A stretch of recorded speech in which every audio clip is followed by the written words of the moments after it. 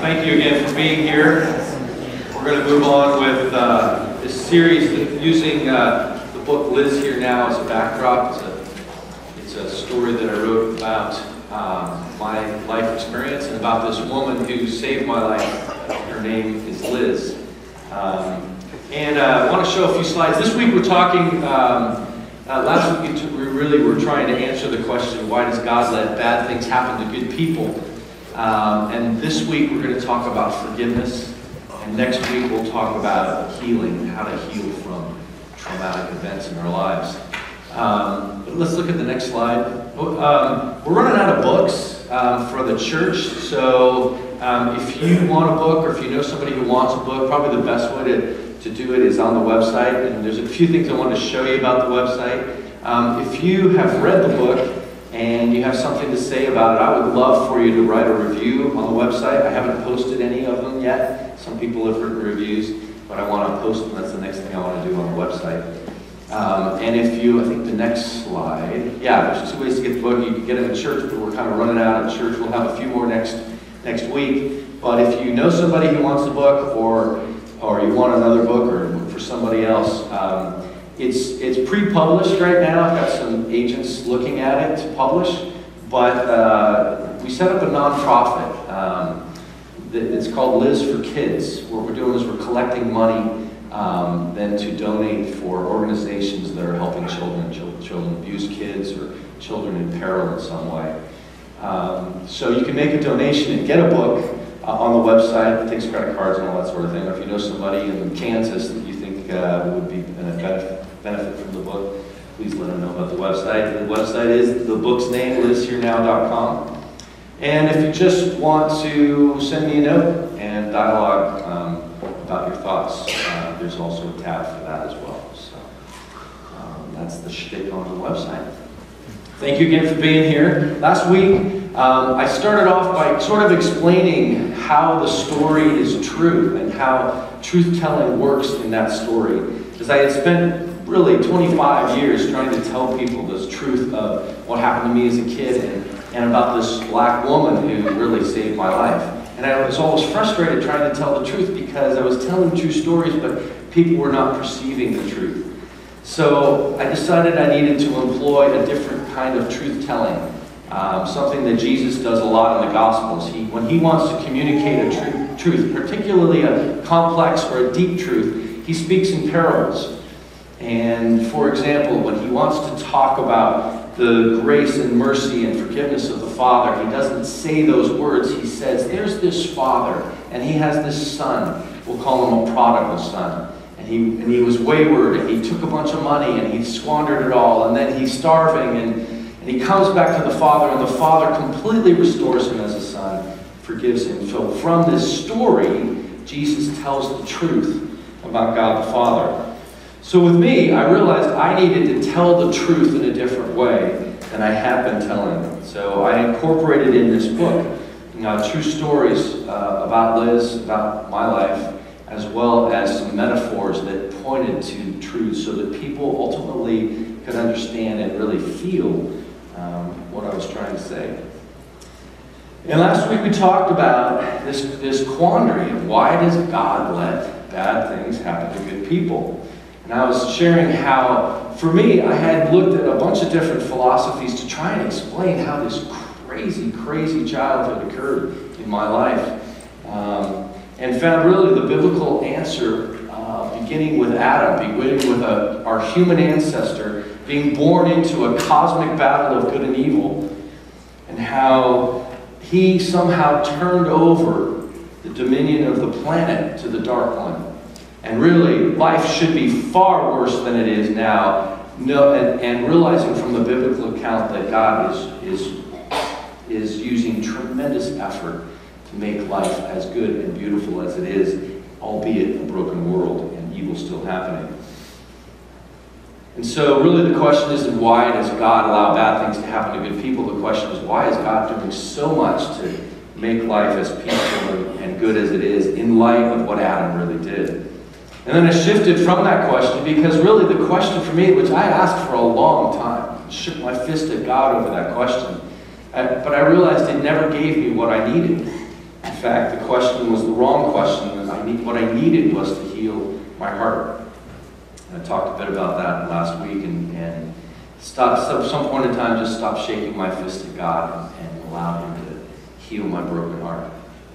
Well, this morning, I want to continue on giving you some of the metaphors I used in the book, how they translate to truth. One of the things I really wanted to do in the book was I wanted people to understand that a little bit about Liz's life before she came into my life.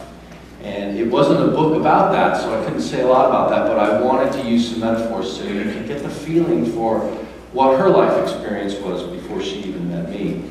I used this metaphor of her great-grandmother's cross. That's a symbol of really what helped Liz get through all this, for what Liz used to strengthen herself, to try and stay with us as a family, which we desperately needed.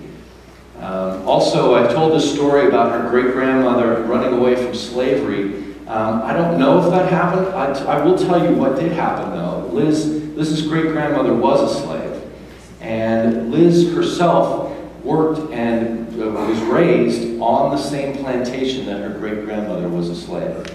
She was born less than 50 years after slavery was illegal, and she lived the first 20 years of her life on the land that her grandmother and her family were slaves.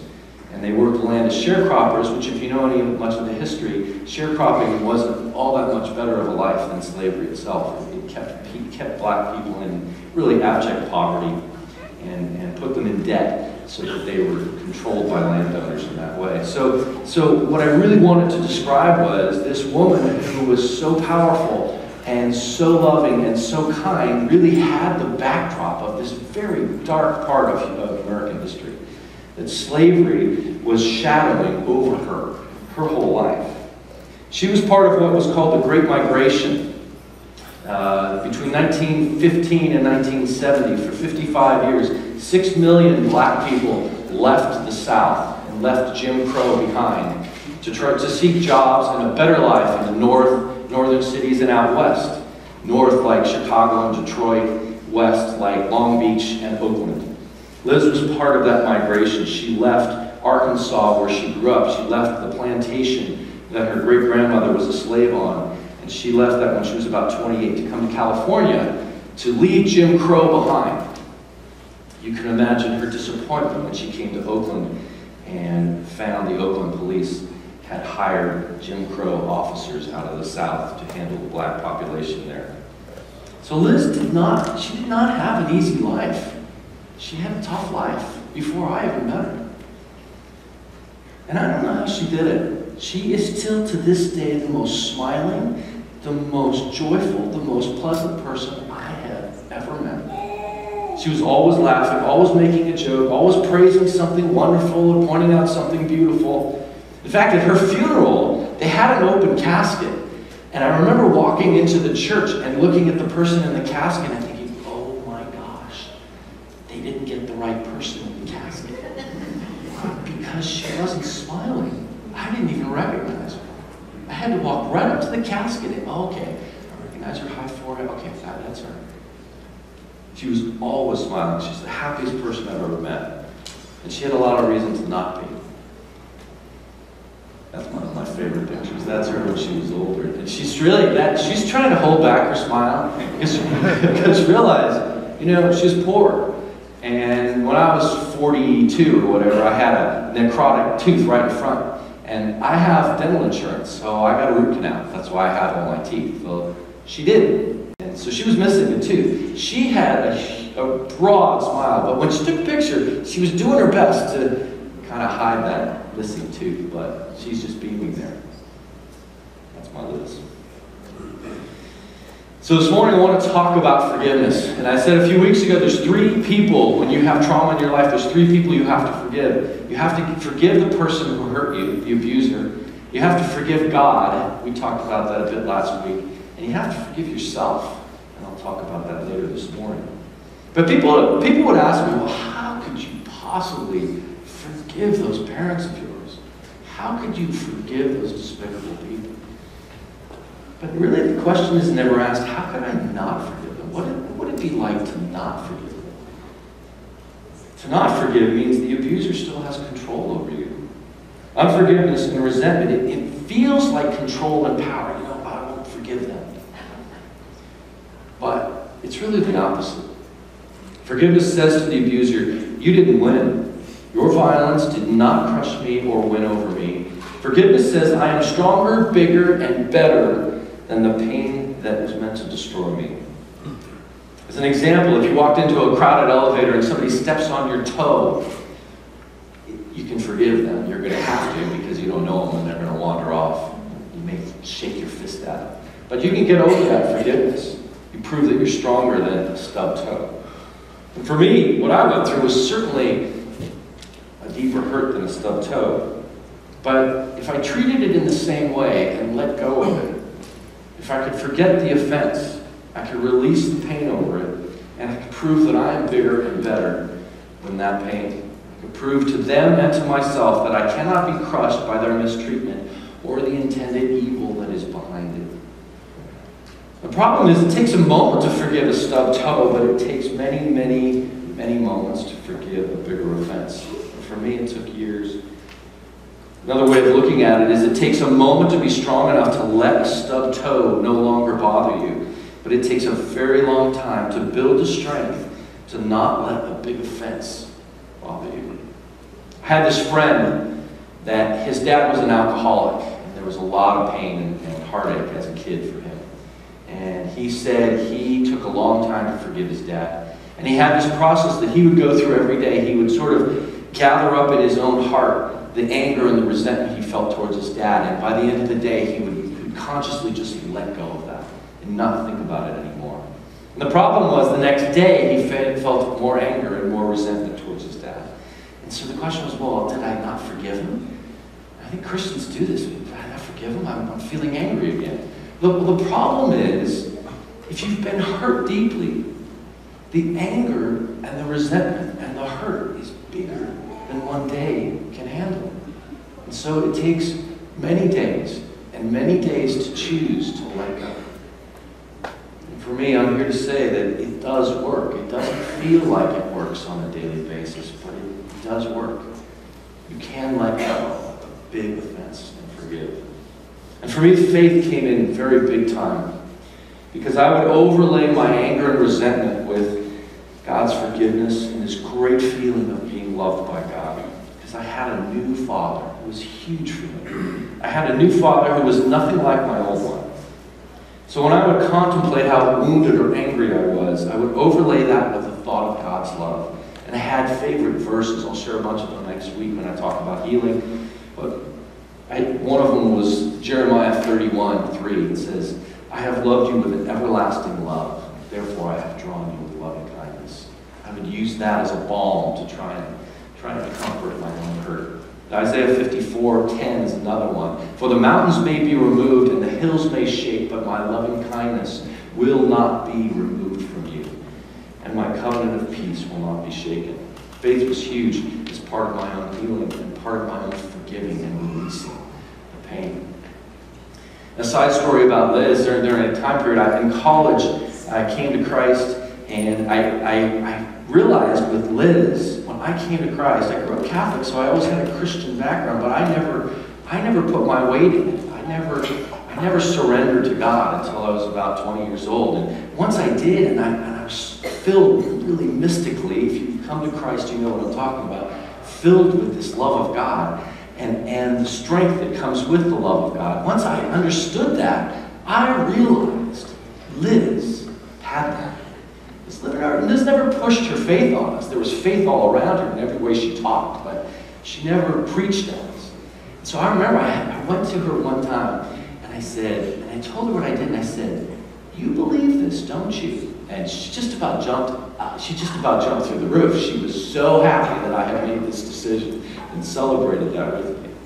But I also have other times with her that after college, my Christian support group, we'd all kind of gone our separate ways, and I didn't really have any faith support. And I was wavering my faith. I was still going through counseling. I was still trying to heal from all these wounds.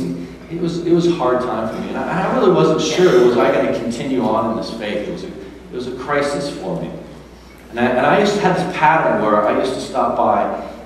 Liz continued to work for my family until she was 81, believe it or not. People ask me, how could she work for those people? Well, obviously she worked for them when I was little because we needed her to. She had other jobs.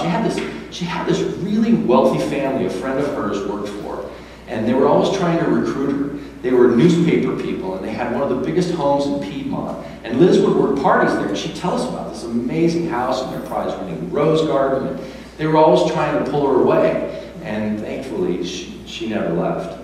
But by the time I was an adult, she was 60, and she didn't have those opportunities. And again, she was poor. She needed to work. So she still worked for my family, even when I was an adult, and I would at least once a week stop by, and I'd spend 3 minutes saying hello to my mother and about an hour and a half with Liz, and down in the laundry room. There was this one time when I was wavering in faith, and I was kind of partying with friends at work, and I just talked to Liz because I just talked to Liz. And at one point in time, I don't know what I told her I was doing, but I'll never forget it. She was ironing one of my dad's shirts, and all of a sudden I just kind of see her trying to dig it into that shirt. And out of the blue, she just said, "Boy," and she's not looking at me. She said, "Boy, I did not raise you like that." I did not, about 5 times, I did not raise you like that. Burning a hole in my dad's shirt. That powerful black woman Bev and I were talking about this morning. But that's the thing about Liz. She was my mom. She treated me that way. She owned that. And I didn't feel shamed. I didn't feel judged. No, she was calling me. She was saying, "You are better than that. And I raised you better than that." And I'll never forget it. It had so much power on me. It recalibrated me. And it recalibrated me back to my faith, which frankly I needed to continue to heal. As part of forgiveness, one of the things you have to deal with is your feelings of retribution.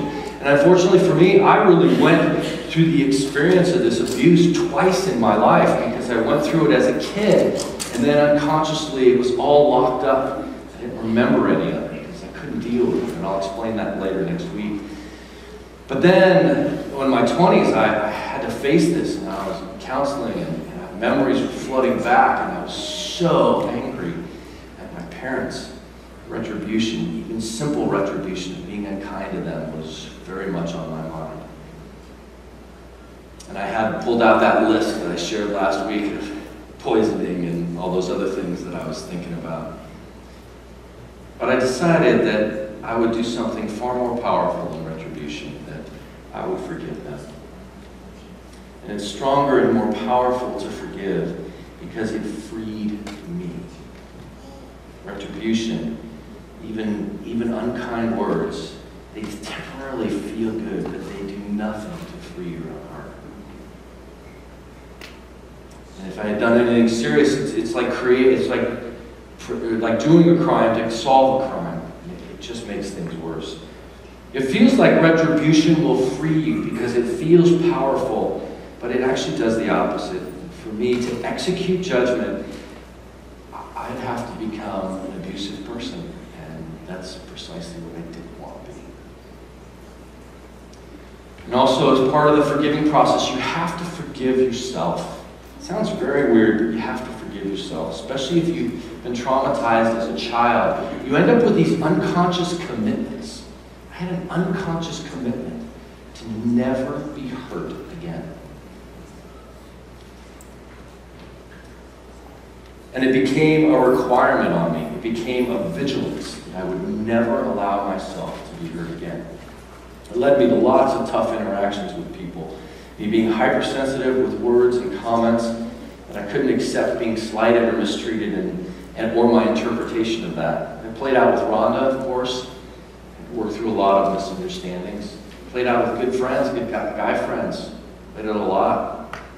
And eventually, I grew out of this dogged commitment to never be hurt. Because if you think about that, if you can never be hurt by people, that means you can never have a relationship.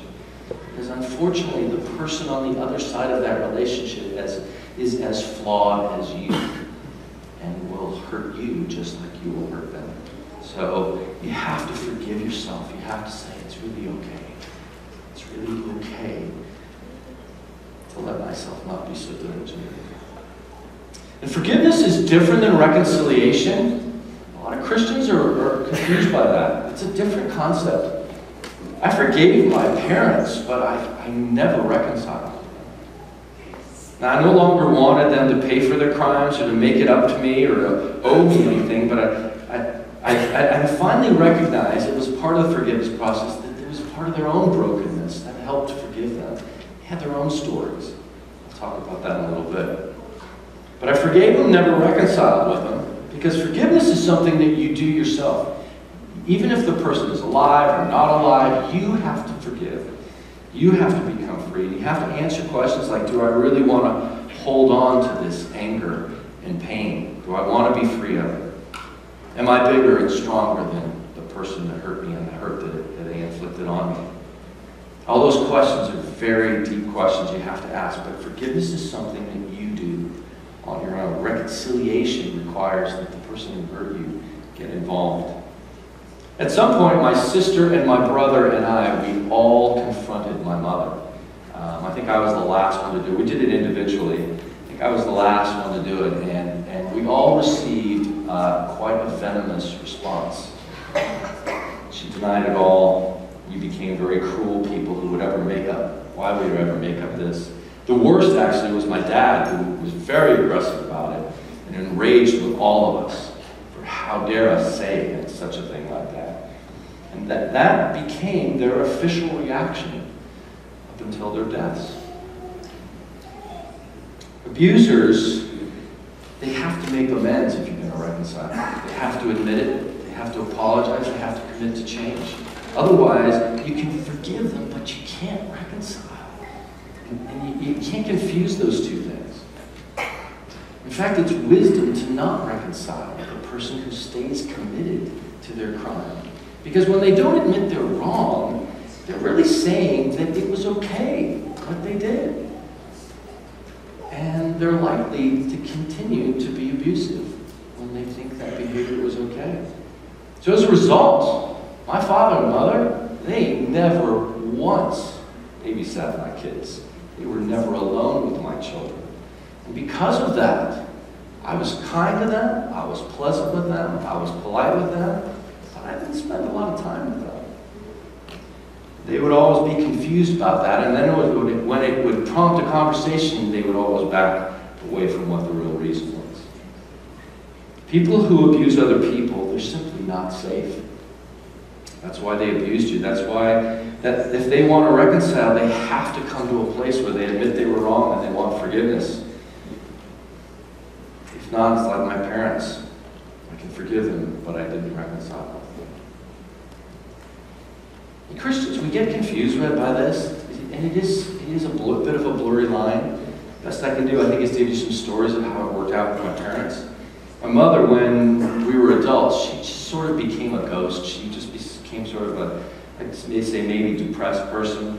Now, a manifestation of her psychosis from when I was a child had evaporated, and she was fine to be around. She was pleasant with my kids, never left alone with them. But my dad, on the other hand, he really still exhibited his ego and his self-orientation. And I actually worked with him. I built a business with him. So I saw him a lot. And there were times with him where I had forgiven him, but the abuser continued to be abusive in different forms. Obviously, I wasn't a child. But I remember he would speak to me in some ways that was just not okay. And I sat him down one time and I said, if you continue to talk to me like that, you won't be talking to me, because I won't be listening. And he was able to recalibrate. It actually was helpful for him. And then there was a bigger time when he was just nasty to people in our company. He owned 70% of the company, I owned 30% of the company. I was the manager of the company, he was the physician. And so he was the president. But these people worked for me, and they were coming to me and said, you can't believe what your dad just said to me. And finally I called him up on the phone and I said, look, you're going to have to learn to talk to these people in a different way. I manage them, and I have instructed them to not answer your phone calls and to not help you with anything until you can recalibrate. And his ego was big. It took him about 2 weeks, but he ended up apologizing to some of those people, and he became better with them.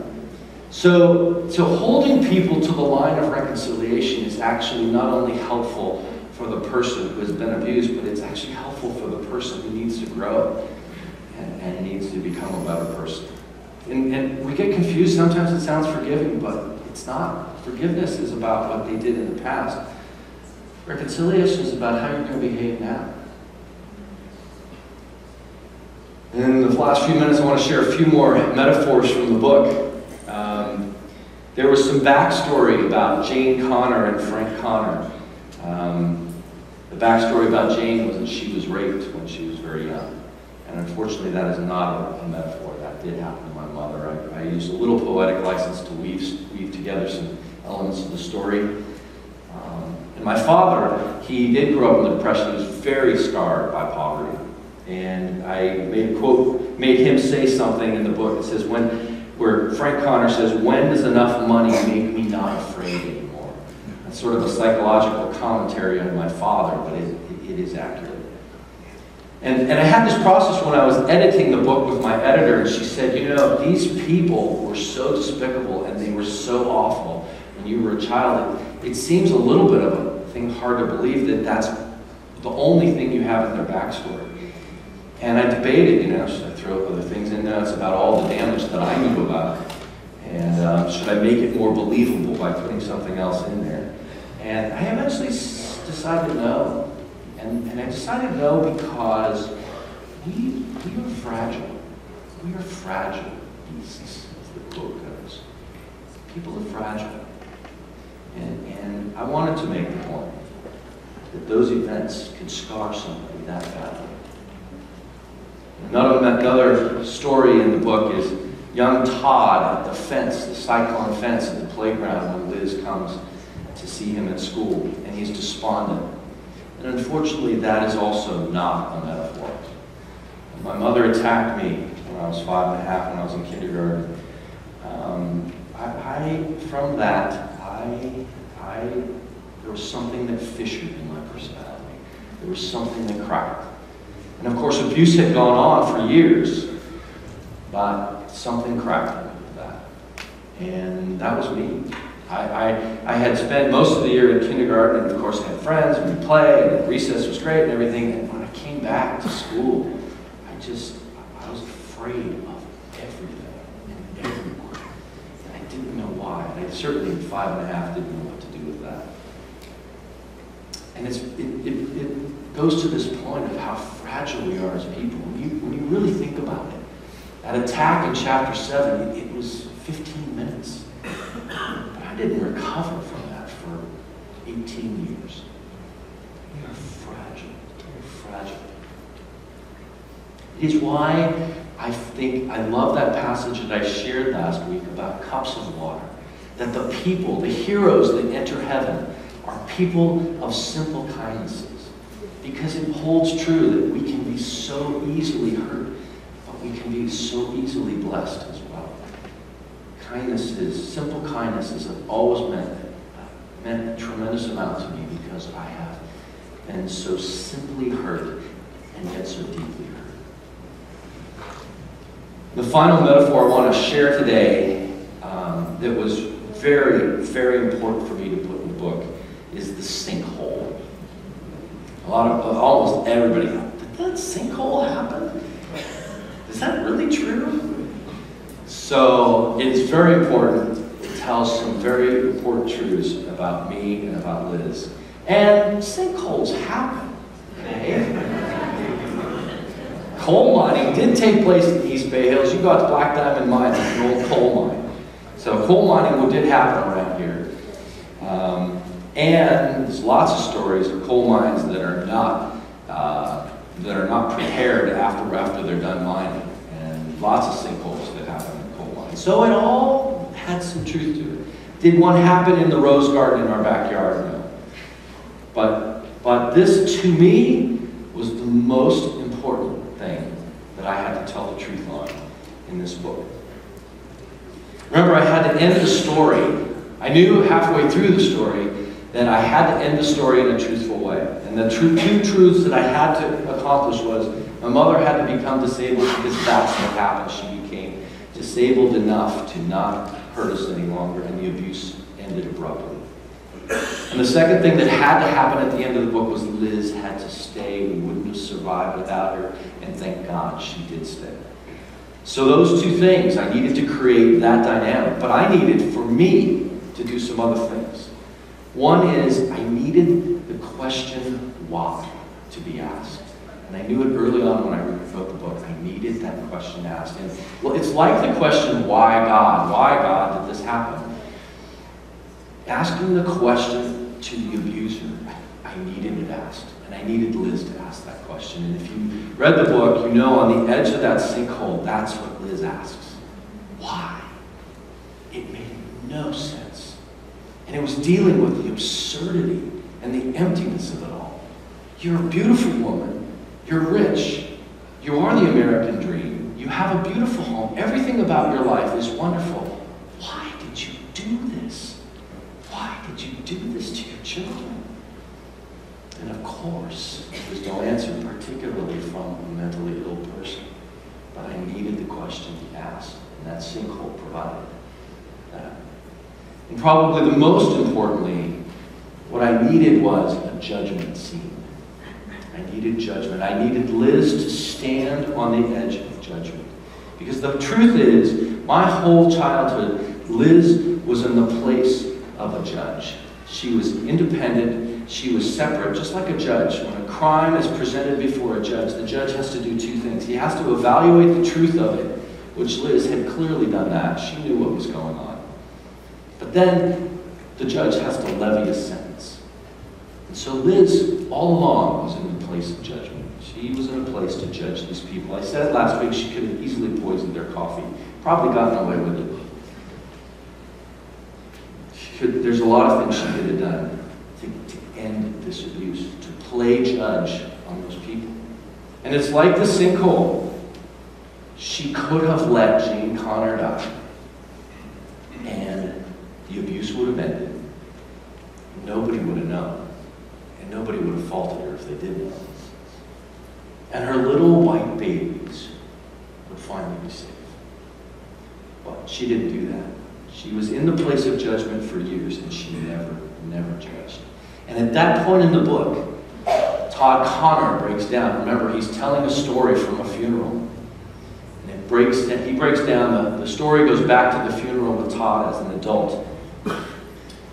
And Todd, the fictionalized Todd Connor, confesses that he wanted his mother to die. And for me, that was not Todd talking, that was me. I had enough. I would have let her. But Liz was better than me. And I needed Liz to be better than me. I needed a person who could hold all of that pain and sorrow. I needed somebody strong enough to hold that and not act upon it. Because if she couldn't hold all that sorrow, if she had reached the end of that, she would have chosen an alternative. If she had had enough, if her strength had been exhausted and she reached the end of her endurance, she would have taken that job in Piedmont. Or she would have executed some kind of judgment. She could have poisoned their coffee. And I would go to foster care. I needed her. I needed her to be better than me. And that confession needed to be in the book. I would have let my mom go. I had reached my end. But I needed her to be better than me. And for the rest of my life, I will never stop thanking her. And I will never stop trying to be like her. She was better than me. Thank God for that. Martin Luther King said this, and I'll end with this quote. Darkness cannot drive out darkness. Only light can do that.